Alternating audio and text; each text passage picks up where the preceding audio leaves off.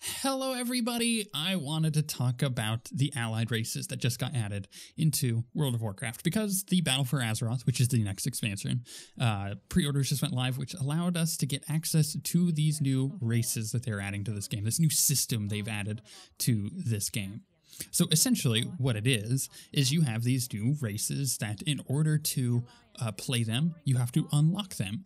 So, for example, there are like the High Mountain Tauren, which are basically Tauren that you already know if you know Warcraft, except they're moose-like. They got like these big moose antlers and stuff, and they've got like different racials and stuff and very specific looks to them, which are really cool.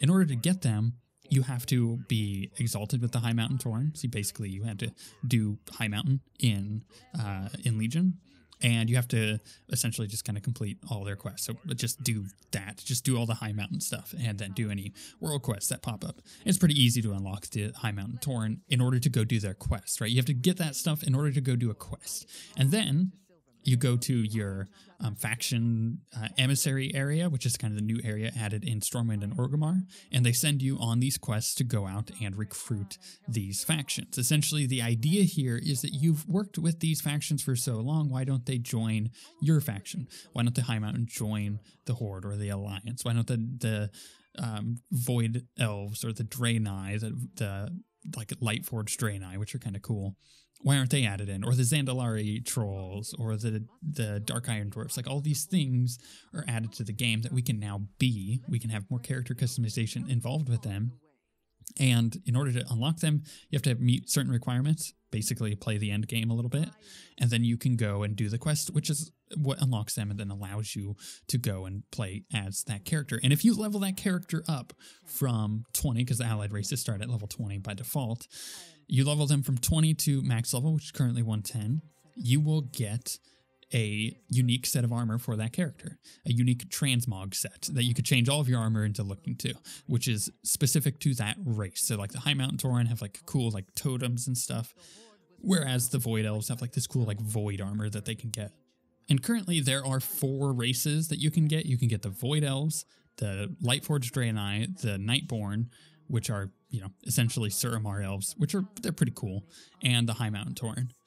And they each have their own specific customizations to them. They have their own specific racial bonuses to them and everything, which is really cool. But coming with Battle for Azeroth, there's also going to be the Zandalar trolls, which are awesome, and the Dark Iron Dwarves, which are also awesome. And each of these, again, have their own unique stuff with their own unique armor that you get when you level them up. Unfortunately, you can only get these characters if you finish the stuff required, so like doing certain achievements or whatever in the game, which isn't actually a whole lot. It's pretty easy to get this stuff so far for these allied races.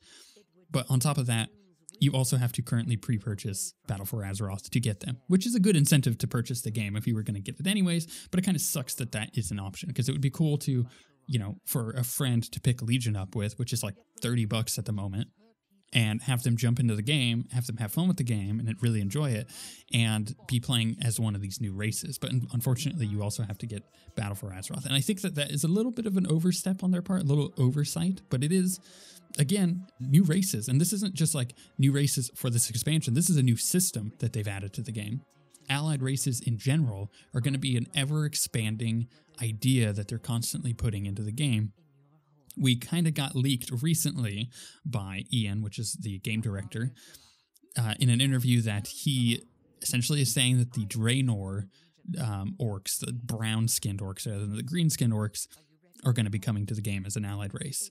And there's new races that are being added to the game through Battle for Azeroth that may very well become new allied races, such as like little fox people, for example. They're really cute. Or the new Kultiran humans, like different variants on human, which is really cool.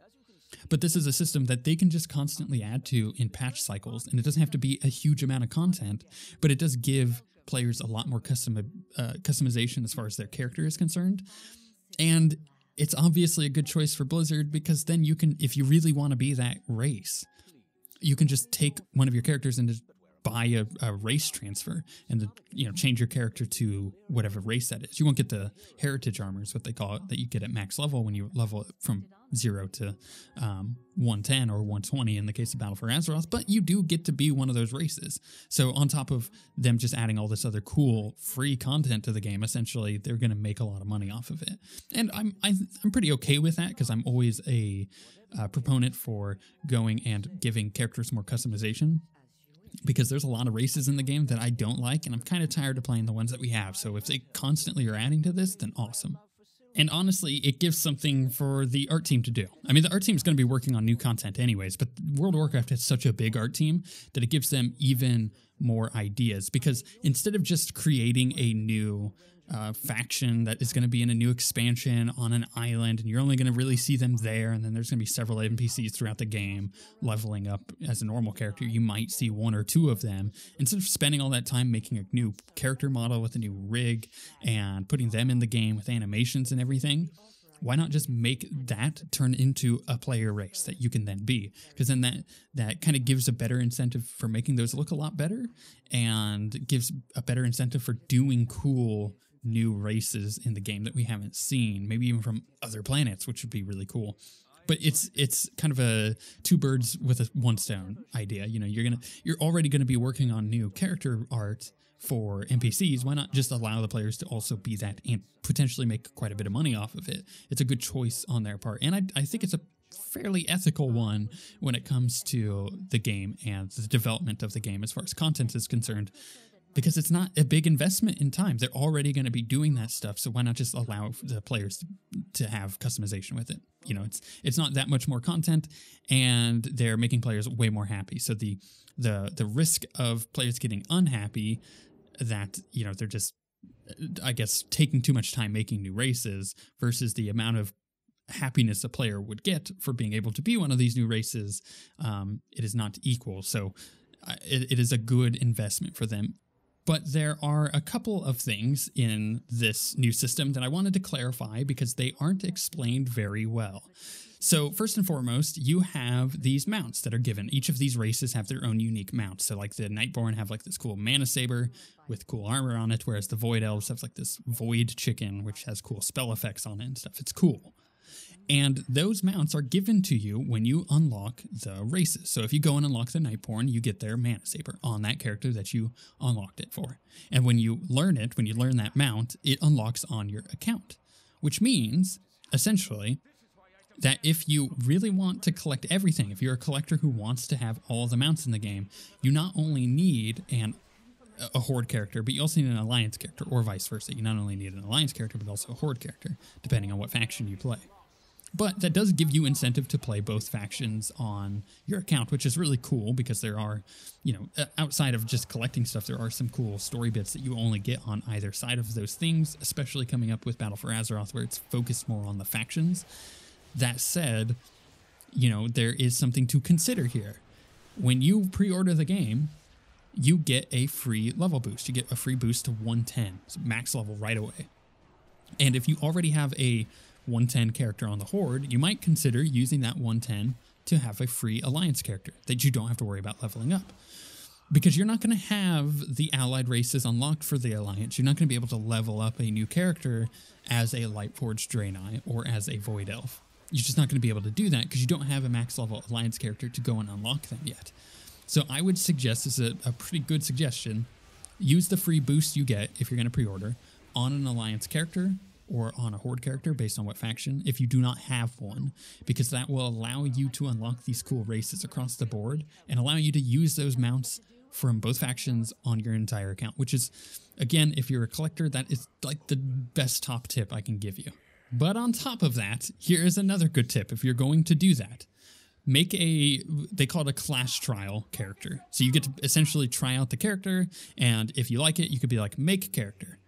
If you do that, instead of just making a new character and going through it, if you make the class trial character and then decide that you want to play that class with that character that you just made, then use the boost on that character to make them 110, you will unlock all of the Draenor garrison stuff, which is really nice. You also unlock a couple of other things here and there that don't really matter, but the fact of the matter is you'll save time by doing it that way.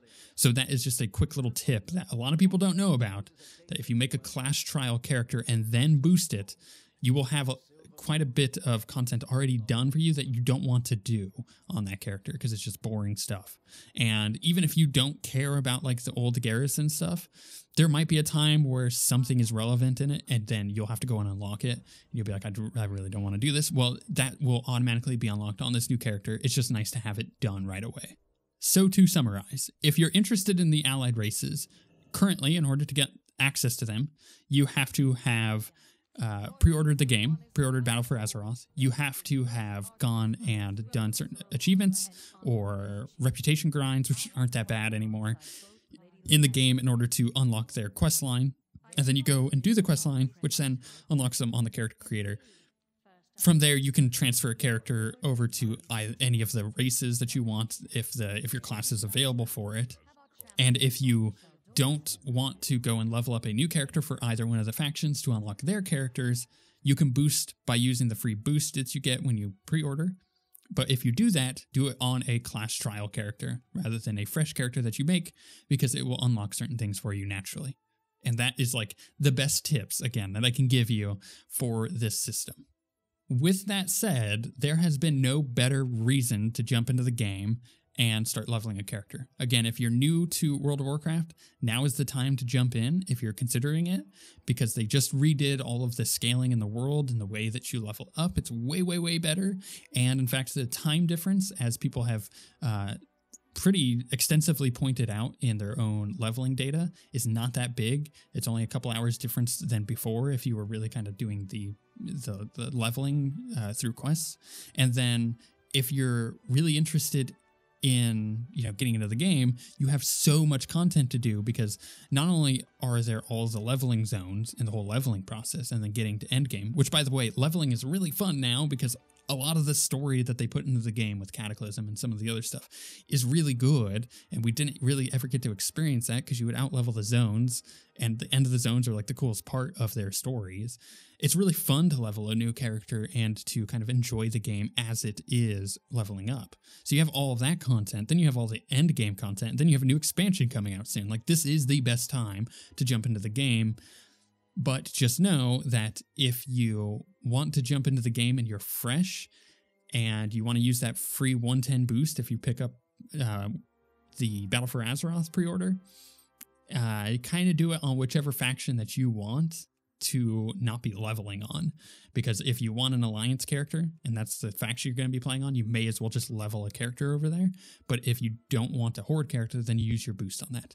Otherwise, my suggestion is don't actually pick up Battle for Azeroth until you're max level with Legion. If you've done that and you're like, okay, that's fun, then it's time to pre-order. Then it's time to get all of the other cool allied factions. Aside from that, though, if you're new to the game, do not get Battle for Azeroth for the love. It's not worth it for you, because you don't even know if you're going to enjoy the game for what it is currently. Although, again, now is the time to be leveling a character if you want to, because it's a lot of fun. There's a lot of people out there doing it, so you're always going to run into new people and make a lot of new friends. And in my experience thus far, I've really enjoyed it. With all of that being said, I'm really curious what your guys' thoughts are on this system. What do you think about allied races, and what do you think that they could add in the future maybe to the game? And are you even interested in World of Warcraft at the moment?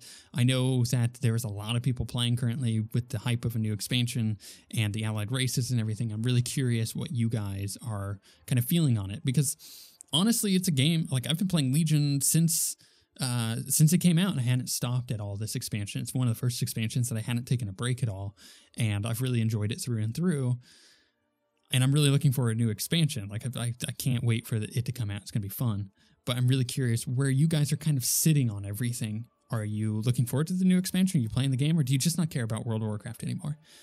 Or, even better, are you interested in coming back because of all the new content that they've been adding? That is really, really cool. Let me know, because I kind of want to know where you guys are at and if I should make more WoW videos or not. With all of that being said, though, we shall see you guys next time.